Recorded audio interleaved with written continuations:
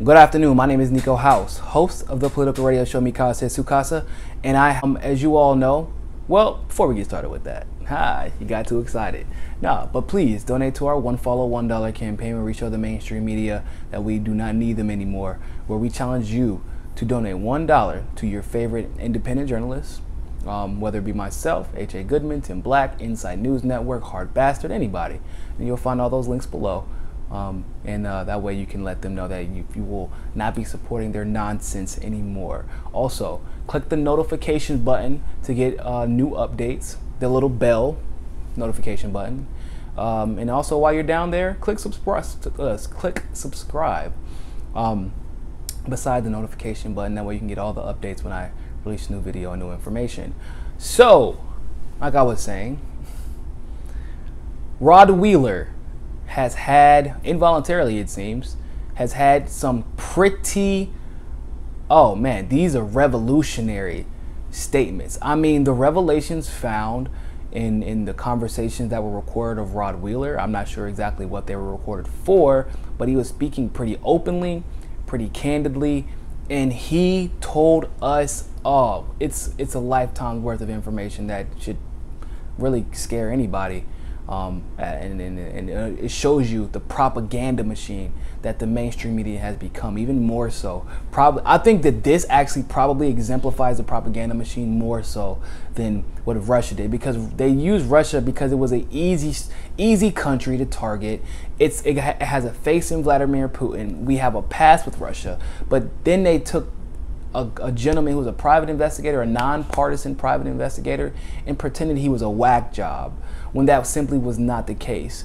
So Rod Wheeler was speaking about the Seth Rich case being recorded unknowingly. And let's just start from the beginning. First, he says that there was a contract that was sent to the family where they actually made it clear that he could speak to the media, that even though he would not be speaking on behalf of the family, he was perfectly fine with speaking on behalf of himself. Although the family, also known as Brad Bowman, said that he was not authorized to speak on the family's behalf. Now, let's be perfectly clear, ladies and gentlemen. For those of you who have seen my videos in the past, I said there was one reason and one reason alone why he used that terminology and that particular phrasing. It is because Brad Bowman is a professional public relations consultant, and he understands that if he would have called Rod Wheeler a liar, that would have been a lawsuit for that ass. And I use that term very strictly because, or I use that phrase very strictly and very candidly because that's exactly what it would have been. You cannot call a private investigator a liar when he has documented proof, contractual proof, that he was allowed to be saying what he said and that nothing that he said was in fact a lie. So he actually did not, the reason, so they tried to make it seem like Rod Wheeler retracted his statements, but he did not. Brad Bowman ran with it and then of course fished the story out to all the media sources, and they started running with the story saying that Rod Wheeler, the private investigator, retracted all of his statements. So that was a first really huge problem. So then they essentially, by the way, Rod Wheeler and Brad Bowman actually do not know each other. However, Rod Wheeler said that Brad Bowman had literally been spreading misinformation about Rod Wheeler and trying to smear his name he said literally all across the world, and to essentially kill his credibility. So Aaron Rich actually, for some reason, ended up on the phone with his wife while talking to, who was a lawyer, but while talking to Rod Wheeler. Aaron Rich says, okay, yeah, everything is fine, you can investigate. Oh, however, don't ask anything about emails. And he said it over and over. Oh, don't ask anything about his job either. And he said, well, why not? Mind you, Rod Wheeler in his mind has no idea what's going on in the world politically. Like, he's aware of what's going on, but he doesn't know Seth Rich's attachment to it. He does appearances on Fox News, but obviously he's not too wrapped up in the Democratic Party and its goings on. So he said it was actually really weird, but not that he didn't take it seriously, but he kind of like, okay, well, that's just weird, we're gonna move on. So then he goes to the bar that Seth Rich was at before he passed away, and then bartender said, oh yeah, Aaron told me you were going to come. I was expecting you. Rod Wheeler was obviously surprised. And then he said, but just to let you know, we can't talk about the emails or any computers because Aaron said I could not. Weird, right? Okay, so then Rod Wheeler talks to the girlfriend.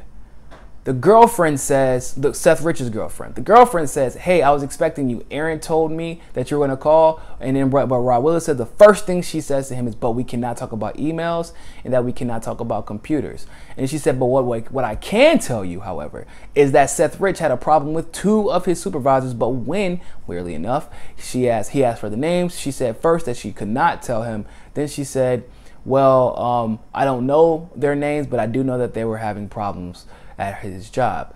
That's really weird, right? Okay, going forward.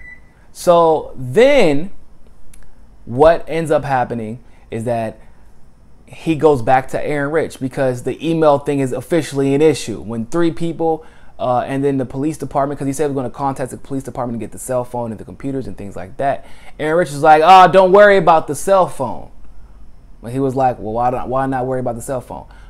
We did all the investigation. We know that it's had nothing to do with his job. I told you to stop prying about his job. I told you to stop prying about the emails. He's like, whoa, man, this could have something to do with his murders. He could have talked to somebody. He could have, did blah, blah, blah. And they refused. He refused to. First he said he didn't know where it was at. Then he said the cops don't have it. And then whenever Rod Wheeler asked to get the AT&T records, just simple AT&T records, he was like, no. We don't need to do that. I've already investigated. We know that had nothing to do with his murder. Already mad suspicious at this point. He tried to get Seth Rich's computer. And it turned out that Aaron has had the computer almost the entire time, but was refusing access to the private investigator, Rod Wheeler, which is extremely suspicious. I don't know what's going on with Aaron, but at this point, it seems like he has to know that this is nonsensical. Like, they agreed to do an investigation. Aaron Rich was asking for help. But what it sounds like is Aaron Rich may not be acting on behalf of his own will. Obviously, you all know how the story got started. The FBI investigator said that he had the computer and that he knows for a fact that the emails were sent from Seth Rich to WikiLeaks. So when Rod Wheeler met with this person, he actually reconfirmed it. He reconfirmed that. I mean, he actually says his name in the video. His name is Cameron. But he confirms, yes, I know this for a fact, but I can't tell you. I can't give this information to you because you're going to throw me under the bus. He's like, I'm not going to throw you under the bus. But, excuse me. So once again, in this conversation, Rod Wheeler does not know he's being recorded. So he accidentally says his name. Oh, man, it gets better. So then, of course, he calls the reporter. The reporter for Fox. Well, first he says he wants to run the story on Fox News, but just the information that he had gathered, not saying that he had concrete first person saw the computer himself physically. That's what he said. However, somehow Fox 5 got it. But before any of this, he called Seth Rich's father.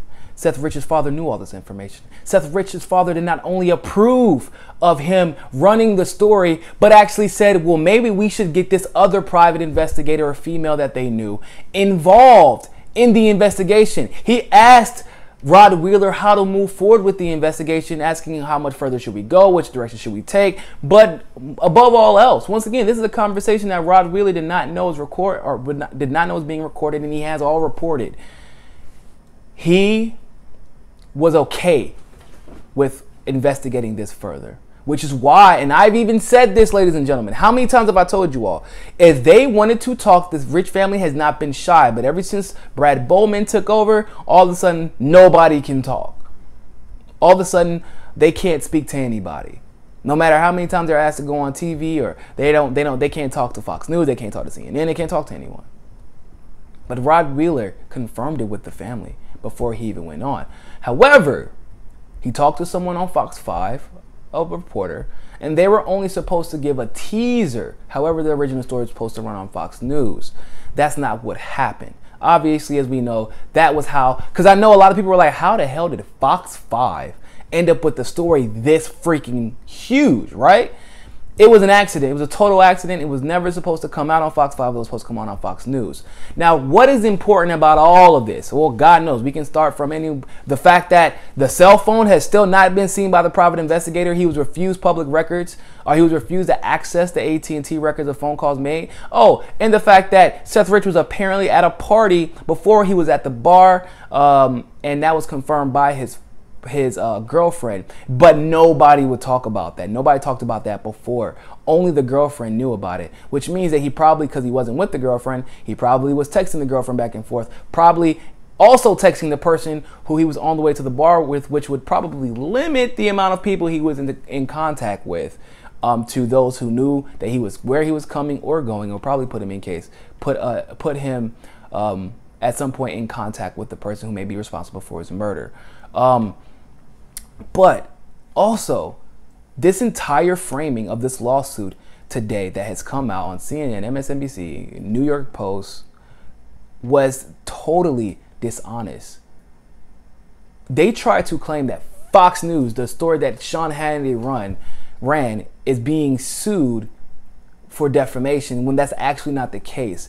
It's Fox 5, yes, that's Fox News, but they framed it so dishonestly that it made it seem like Rod Wheeler was suing them and suing them because of the Sean Hannity story, which actually is not the case at all. In fact, what he's doing is suing Fox 5 because one, it actually it allows him to legally tell his story without having to worry about any ramifications, legal ramifications, and two, it allows him to put on blast everything that was said throughout that entire process. So now we do know for a fact the family of Seth Rich does want us investigating this story. They were okay with us investigating this story. That he was beefing with two superiors at the DNC office. We do know that the cell phone was never recovered. Oh yeah, by the way, tried to get in touch with someone from the police department, one of the heads at the police department. They stood him up. They refused to answer. The FBI agent wouldn't meet with him again, and in fact he said, well, you know, I can't tell you that information. I have all of it, but you know I can't tell it to you. So none of these people were being questioned. Think about it like this: if Aaron Rich was not giving the phone records to the private investigator who the family hired, how could the police possibly be investigating this? If Aaron Rich has the computer, at some point the FBI apparently had it because they have records showing that he was emailing back and forth to WikiLeaks. But if Aaron Rich had the computer, how did the police department have it in the evidence department, and how could they possibly be doing a thorough investigation? We don't know where the cell phone is. There's been obstruction at every single turn, and you all really think that this is a fucking conspiracy theory? He was fucking murdered. It's obvious at this point. You don't even need to watch George Webb to see this. What's even scarier is the fact that the mainstream media has been trying to frame this, they're illegitimately framing this as a conspiracy theory and trying to attribute it to Handy and Fox News and try to push this off as if it's a right-wing conspiracy, when we know for a fact the conspiracy theory wasn't started on the left, but Seth Rich was a Bernie supporter. It became a big deal because he may have been an important witness in the DNC fraud lawsuit in which I am a part of. They may have, God, no, the dude was a progressive. How was it a right-wing conspiracy? The right wouldn't even know about this if it wasn't from people like myself, like H.A. Goodman, like Tim Black, like Hart Baxter, and several others reporting on this. You're being played. We have zero control of our mainstream media. They have stopped giving all fucks about whether or not they appear to be credible. Every single story that was ran today about Seth Rich was wrong. Every single story that was ran when they said that the private investigator Rod Wheeler had retracted his statements was utterly false. It was easy to prove it was false, and yet there has been no redaction of any of those stories. We are being played. You all are being played. Russia was not involved in the hacking of our elections, at least in the way that they try to frame it, because I'm sure that every superpower tries to influence every election. However, he was not responsible for the WikiLeaks. He was not responsible, not he, when I say he, I mean Putin. He was not responsible for WikiLeaks. He did not hack the election. He did not hack precincts.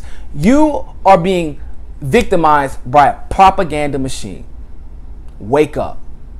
With that being said, please leave all questions in the comments below. Click the notification buttons for updates. I'm sure we're going to be getting plenty tonight. And always remember, ladies and gentlemen, find your balance. Donate to our $1 Follow $1 campaign. Peace.